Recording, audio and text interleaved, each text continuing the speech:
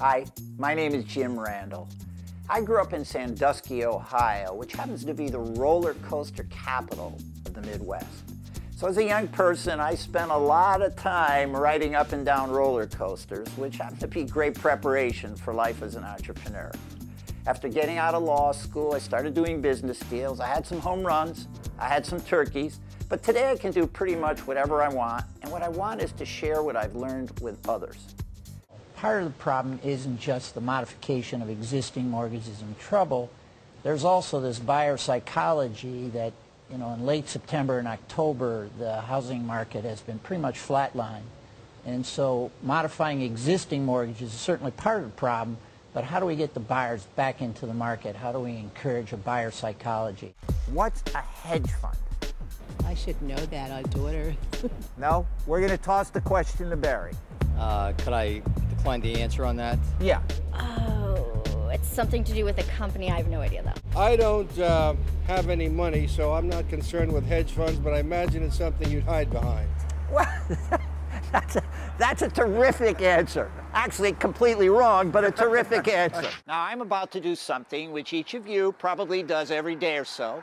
I'm about to use my credit card to buy something. So I've swiped the card, punch a couple of buttons, and that act alone immediately notifies the trillion-dollar credit card network that I want to buy something. There's really something to when you expect adversity, you're better prepared for it. There's a great book called The Road Less Traveled, where the author Scott Peck said, life is difficult, but once you understand that life is difficult, it's no longer difficult. So it's the expectation that you're probably going to hit some crosswinds. These are all about helping people maximize their potential and present it in a very unique format. As you know, it's not the same old, same old. No. Yeah, well, it's primal.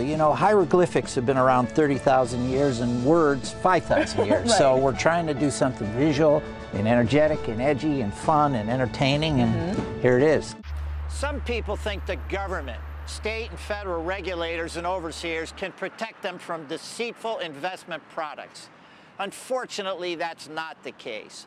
The truth is that these financial wizards, some of whom are legit, some not, they're always devising new products to be one step ahead of the regulators. Sometimes when I think about the government types trying to keep up with these schemers, I think of that game my kids used to play at a carnival, whack-a-mole.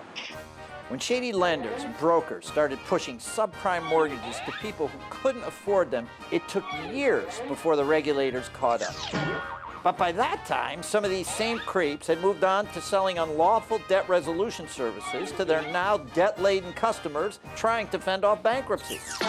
Meanwhile, Ponzi freaks like Bernie Madoff were preying on wealthy investors by faking impossible returns until he got clobbered. And then there are derivatives and credit default swaps, which no one ever really understood, but which put us all at risk. And how about ill-advised reverse mortgages for seniors and inside traders? You get the picture. Too many moles, too few regulators.